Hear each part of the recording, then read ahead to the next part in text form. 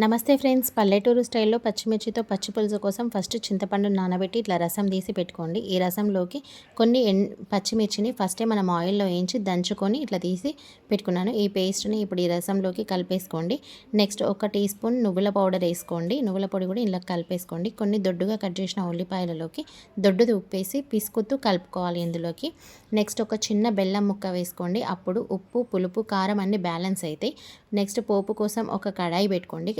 ఒక పావు ఆయిల్ వేసుకోండి. ఆయిల్ వేడైన తర్వాత పావు టీ స్పూన్ ఆవాలు, పావు టీ స్పూన్ జీలకర్ర, ఒక 2 ఎండుమిర్చి, కరివేపాకు, ఇంగువ, పసుపు వేసి బాగా కలిపేసుకోండి. ఇంకా ఈ పోపుని మనము పచ్చిపులుసులోకి వేసి కలిపేసుకోవడం అంతే, సింపుల్ అండి. ఉంటే కొత్తిమీర కూడా వేసుకోవచ్చు. ఇంకా మీకు ఇష్టమైతే వెల్లుల్లి ఫ్లేవర్ వేసుకోవచ్చు. ఇంకా మీకు ఇష్టమైతే జీలకర్ర కూడా వేసుకోవచ్చు అండి. ఇది లాంగ్ వీడియో ఉంది, నేను లింక్ కింద ఇచ్చేస్తాను. ఇది అర్థం కాని వాళ్ళు చూసి చేసేసుకోవచ్చండి.